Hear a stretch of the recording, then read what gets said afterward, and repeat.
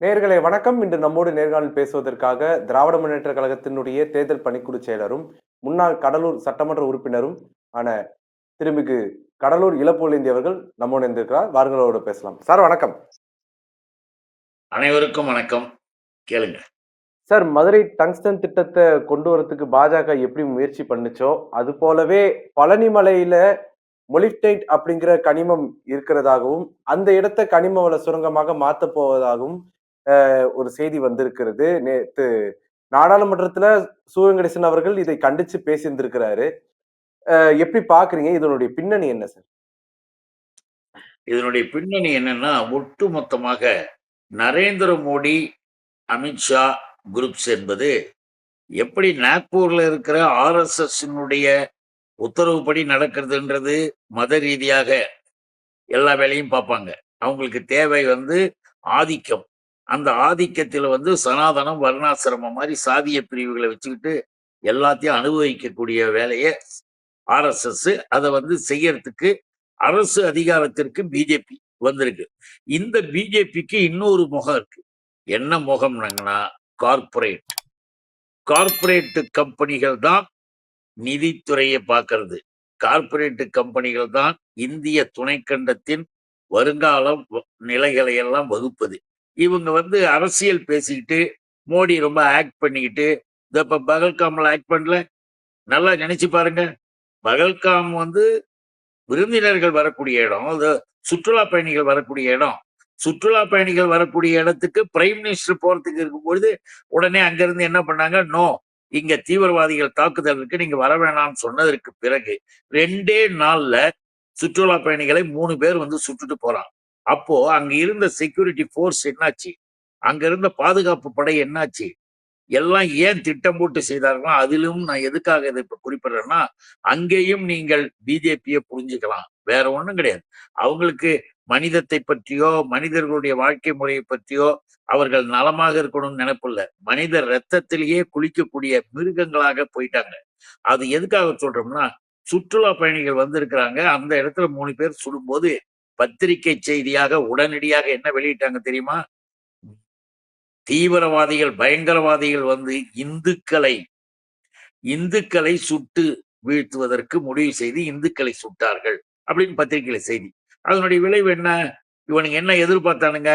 அந்த காலமாக இருந்தா இந்த அறிவியல் ரீதியாக உலகம் இருக்கு, அதனால ஒண்ணும் பண்ண முடியல. ஆனா பழைய காலமாக இருந்தா இந்துக்களை எல்லாம் சொல்றதுக்கு பாகிஸ்தான் முஸ்லிம்கள் அனுப்புறானா அப்படின்னு இங்க முஸ்லிம்களை தாக்குவதற்கு வேலைகளை செய்திருப்பார்கள்.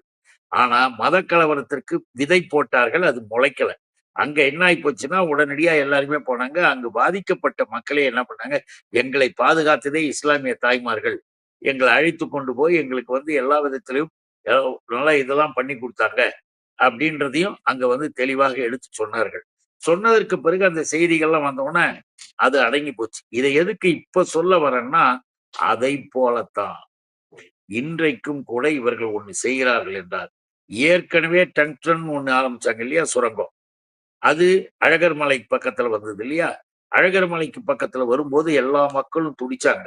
சுற்றி இருக்கக்கூடிய குலதெய்வ வழிபாடுகள், அங்க இருந்த படுக்கைகள் மற்றும் உள்ள அனைத்தும் பாதிக்கப்படும் அப்படின்னு சொல்லிட்டு, நம்பிக்கை உள்ளவர்கள், வழிபாட்டுல நம்பிக்கை உடைய தமிழர்கள், ஆதி திராவிட தமிழர்கள்ன்ற மாதிரி ஆதி திராவிட மக்களாக இருக்கக்கூடிய நம்முடைய ஆதி தமிழர்கள் எல்லாரும் ஒண்ணு சேர்ந்து எதிர்த்தாங்க.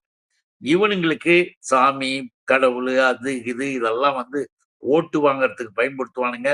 மத கலவரத்துக்காக பயன்படுத்துவார்கள். அவர்களுக்கு வேறு சிந்தனையே கிடையாது. இன்னும் கூட முருகனுக்கு உத்தரப்பிரதேசத்துல, குஜராத்ல, மத்திய பிரதேசல, ராஜஸ்தான்ல ஒரு கோயில் கூட கிடையாது.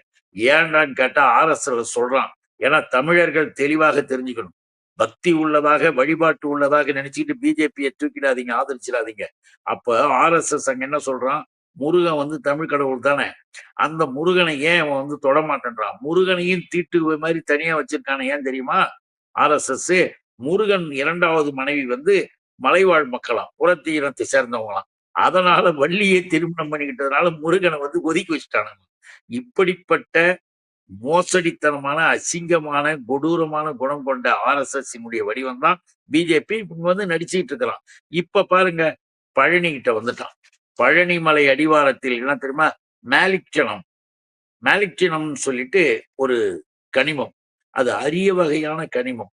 அந்த கனிமம் பழனிமலையை சுற்றி இருக்கிறது, அந்த ஏரியாவுல இருக்குன்னு தொல்பொருள் ஆய்வுகள் கண்டுபிடிச்சான்றது ஒண்ணு. தொல்லியல் ஆய்வு கண்டுபிடித்தது எதையுமே இவனுங்க எடுத்துக்கிறது இல்ல. ஏன்னா தமிழனுக்கு பெருமை வந்துட்டா, தமிழ்நாட்டுக்கு சிறப்பு வந்துடுச்சுன்னா, உலகத்தின் நாகரிகத்திலேயே முதல் நாகரிகம் தமிழர் நாகரிகம்.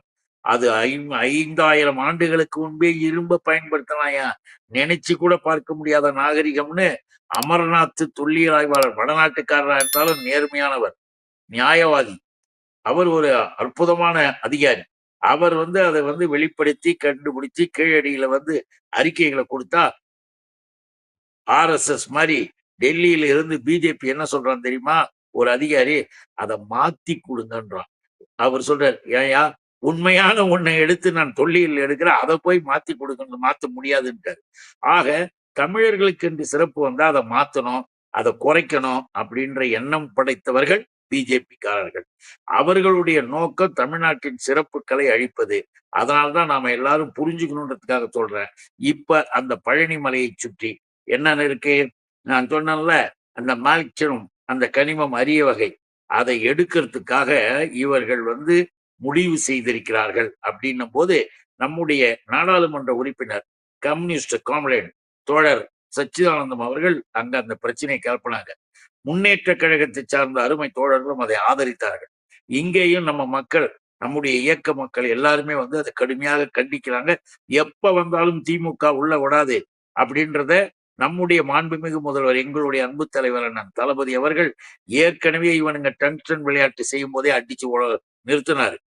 அதை போலதான் இதையும் நிறுத்துவார் என்ற நம்பிக்கையோட மக்கள் முதல்வரும் தமிழரின் நாகரிகத்தை காப்பாற்றுவதுதான் முக்கியம் கொடுக்கிறாரு தவிர, இந்த கனிம பொருளை எடுத்தா என்ன ஆகும் தெரியுமா? அதுக்கு தெளிவாக கொடுத்திருக்கிறாங்க. அதுக்காக அதை படிச்சே சொல்லிடுவோம்.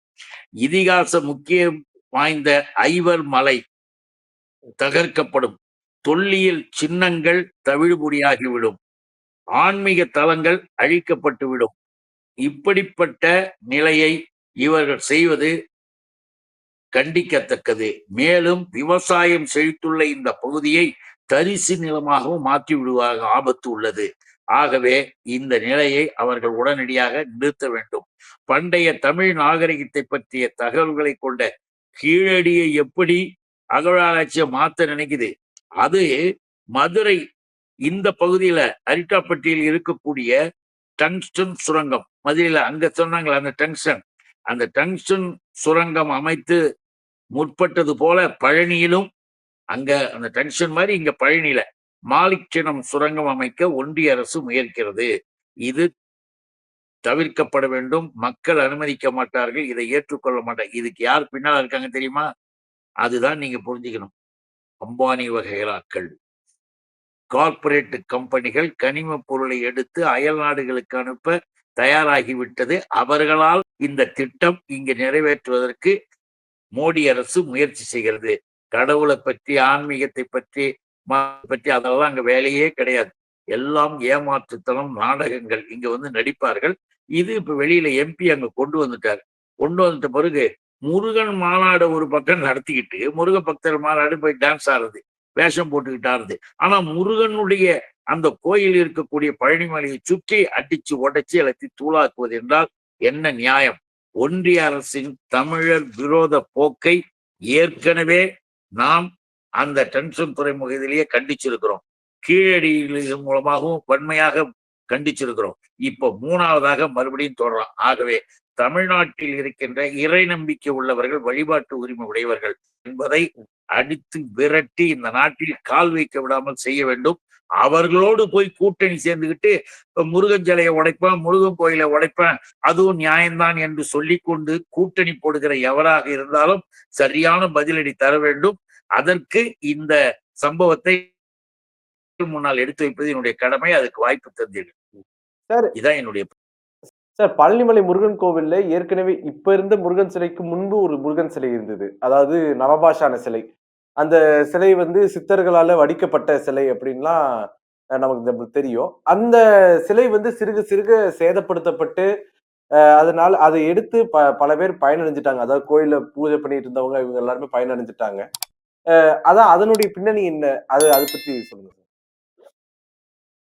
இல்லை, அது பற்றி இப்பொழுது பேச வேண்டிய அவசியமே இல்லை. ஏன்னு கேட்டீங்கன்னா, அது குறித்தான விசாரணைகள், அது குறித்தான நடவடிக்கைகள் ஏற்கனவே எடுக்கப்பட்டுடுச்சு. இன்னைக்கு நாம இன்றைக்கு இருக்கிற நிலையை காப்பாற்றியாக வேண்டும். அது நம்முடைய கடமையாகும். ஏற்கனவே இருப்பது விசாரணையில் இருப்பதும், அது குறித்தான தகவல்களுக்கான இன்னும் நம்ம ஆதாரப்பூர்வமாக நம்மிடம் தகவல் இருந்தா உங்ககிட்ட சொல்லலாம்.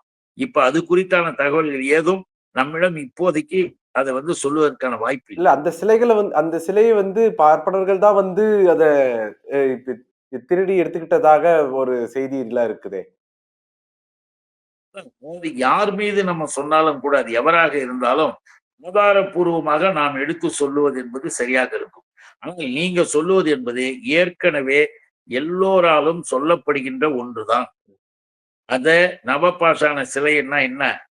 அதில் இருக்கக்கூடிய அ மிகப்பெரிய அளவிற்கான அந்த நவபாஷாண சிலையில் வரக்கூடியவைகள் எல்லாமே ஒரு மனிதத்திற்கு, மனித உடலுக்கும், மனித நலனுக்கும் அது ரொம்ப அவசியமான ஒன்று.